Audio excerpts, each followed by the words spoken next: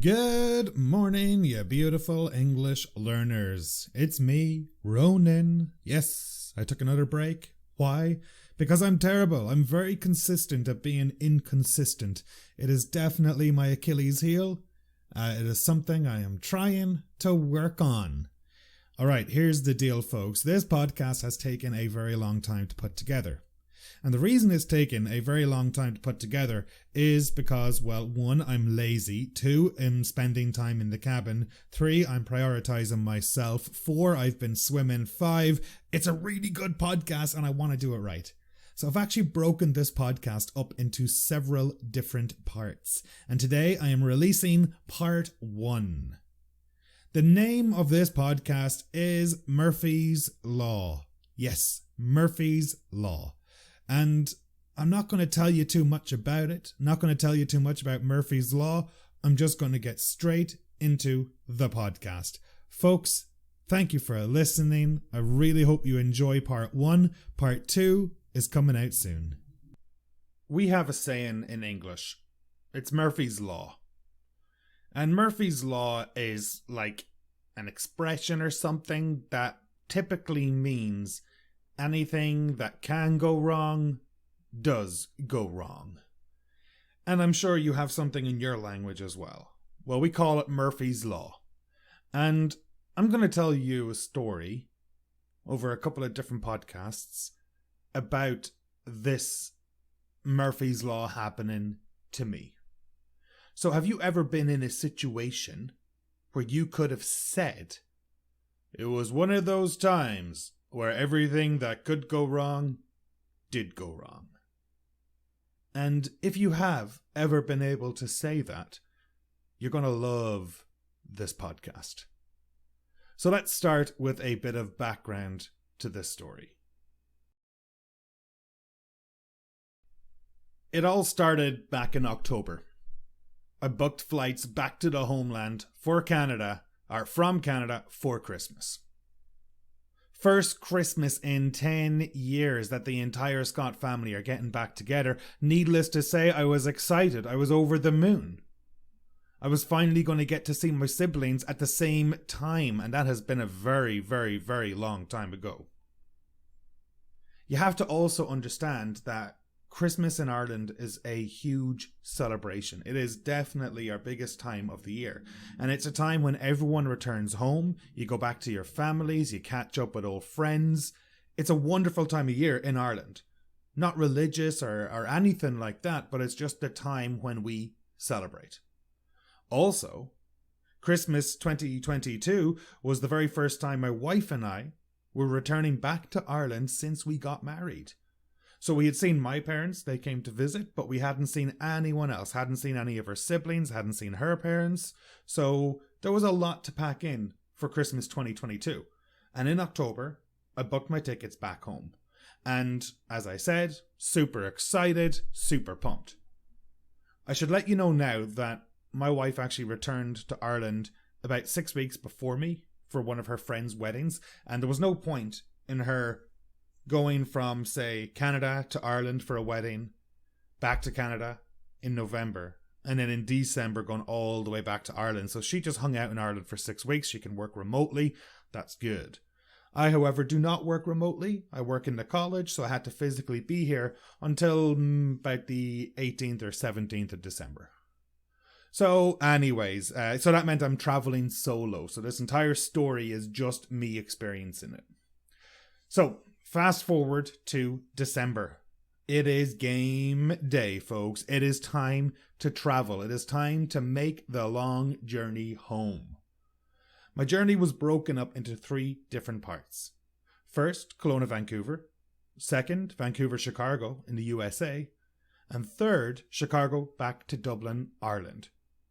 In theory, smooth sailing. I had plenty of time in between connections. In theory, the journey was only going to take about 17 hours in total, so it's not that long. The only issue was my flight to Vancouver was on Friday night, and my flight to Chicago from Vancouver was on Saturday morning. So I had about 12 or 13 hours to kill in Vancouver City. which is a really cool city. Now, I had arranged to meet up with a friend in Vancouver. A friend some of you might know, Kira, from Professor Prep on Instagram. Check out her page. Focuses on IELTS and delivers some really cool IELTS courses. So definitely go over and check out her page. Now, I was excited because Kira would be one of the very first Instagram English teaching friends that I would be meeting in person, face to face, in the flesh. You know, since I started teaching on Instagram or using Instagram and, you know, you make connections with people from all over the world, she's one of the few people in Canada that I talk to from Instagram. And I was super excited because I finally get to see this person. You know, prove they're actually a real person and not just some AI generated Instagram page or something. So I arrived to Vancouver. I pay $8.50 to get the SkyRail into downtown Vancouver. And as soon as I arrived to Vancouver, I got a text from Kira, the person I was just about to meet. Motherfucker got the cold. Yes, Kira got the cold.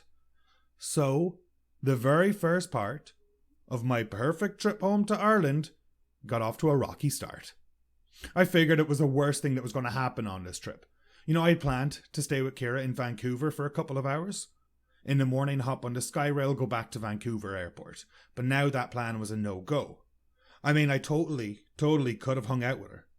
However, if she has a cold, and I'm flying internationally, is it worth the risk? Probably not. You know, I did not want to have a trace of the sniffles. I did not want to have a trace of a cough, a trace of a cold, or anything like that. So I decided to forgo on hanging out with Kira and just spend the night in Vancouver by myself. You know, if I wasn't traveling internationally, yeah, I probably would have hung out with her, but not when I'm just about to hop on an international flight to Ireland. So in that little segment, I said, I did not want to have a trace of the sniffles, a trace of a cough, a trace of a cold, or a trace of anything like that. A trace of. It's a fairly good phrase. A trace of something is just like a very, very small amount of something. You know, I do not want to have the sniffles. I do not want to have a trace of the sniffles. I do not want a runny nose. I do not want puffy eyes.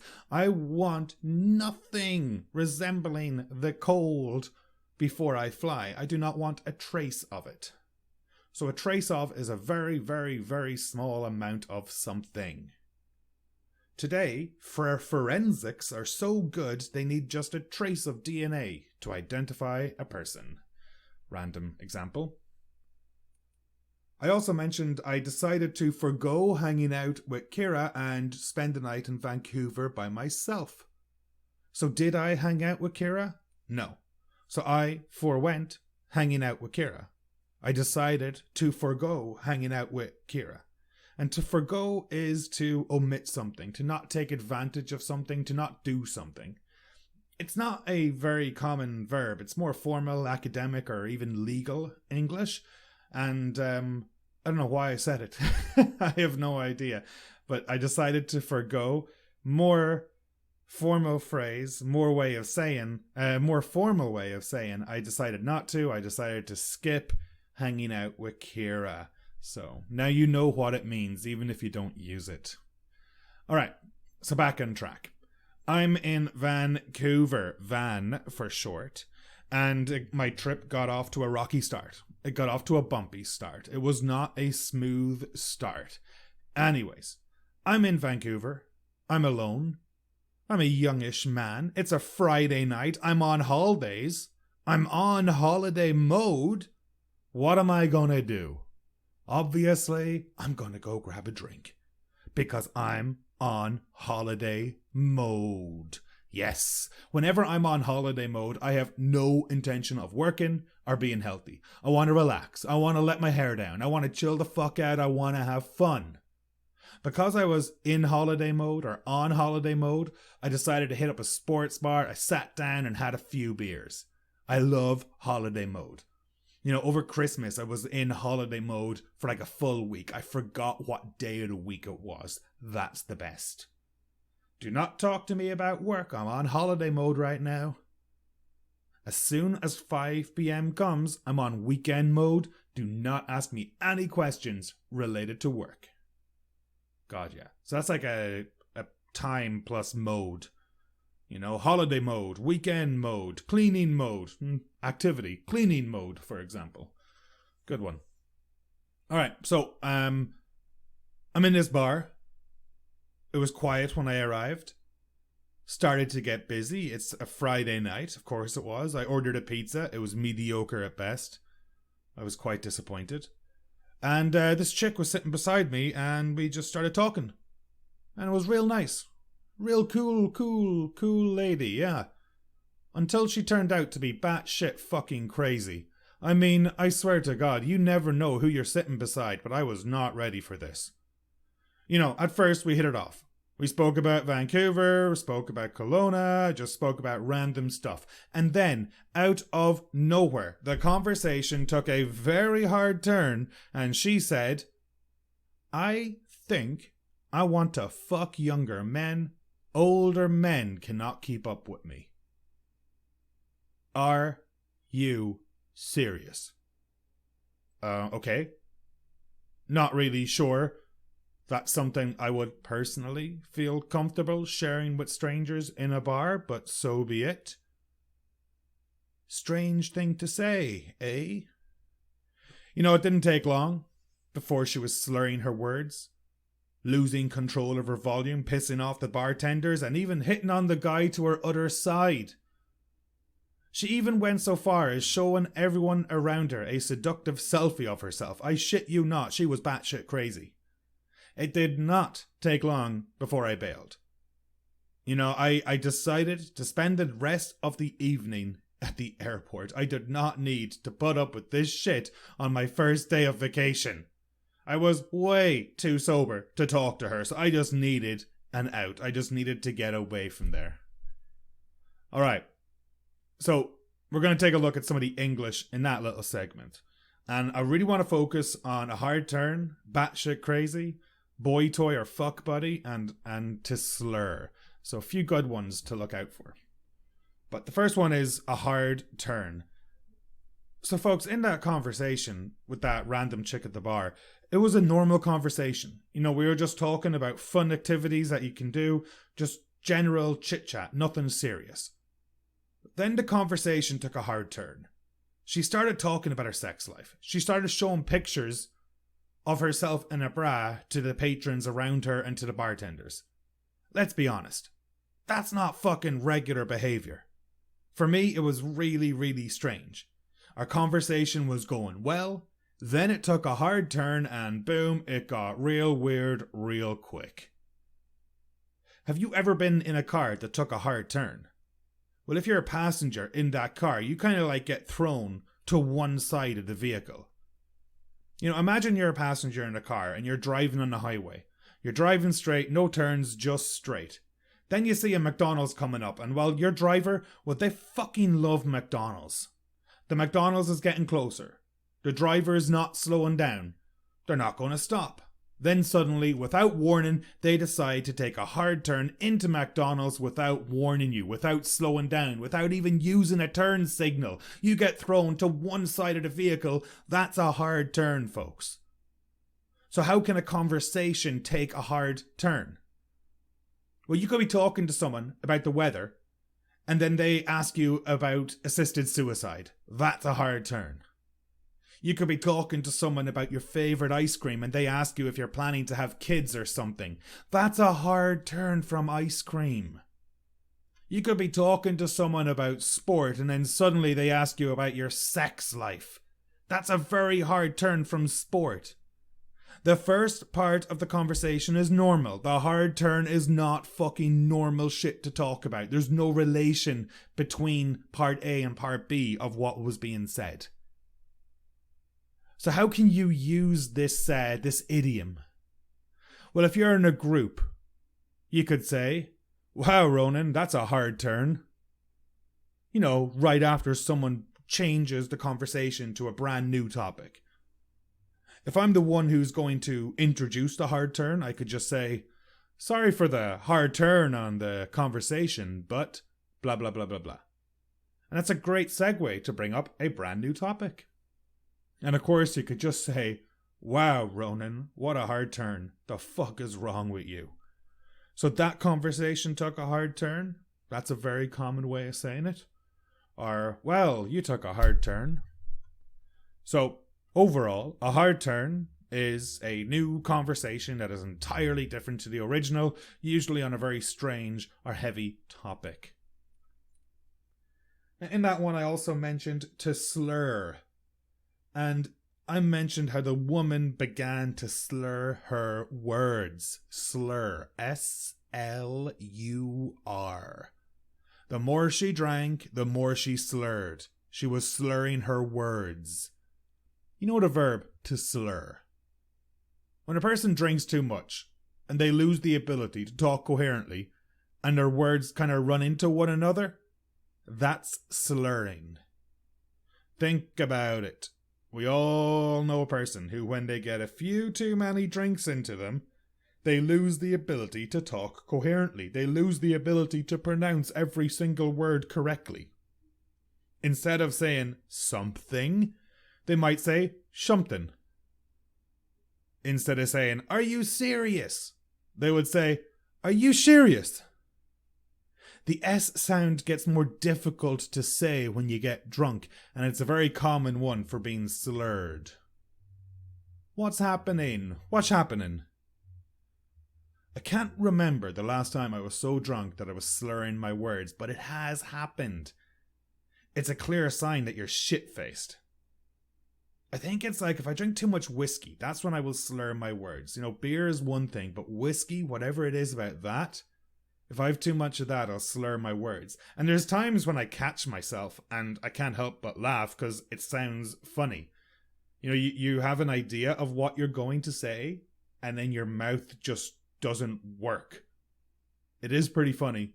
It's quite frustrating at times, and it's very hard to be taken seriously if you're slurring your words. So this woman was in the bar, knocking back the drinks, and she began to slur her words. And for me, that's a just no. Like, if you're my friend, I will absolutely hang out with you when you're that shit-faced. But her, I don't know this chick. I'm on holiday mode. I'm out of here. She also mentioned her boy toy. You know, and a boy toy is a man that you fuck for fun. Nothing serious. Also known as a fuck buddy, friends with benefits, a bit in the side, a squeeze, many different ways of addressing this kind of relationship.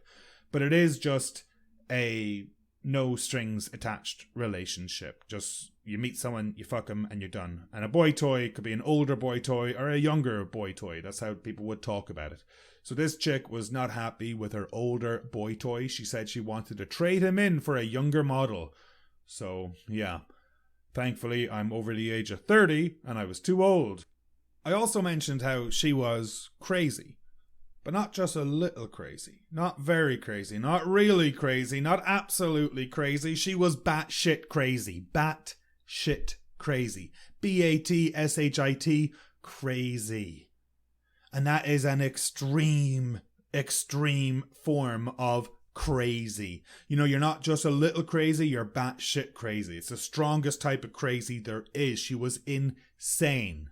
I do not know the origins of this collocation, batshit crazy, but I'm sure it's out there somewhere and it's gotta be interesting.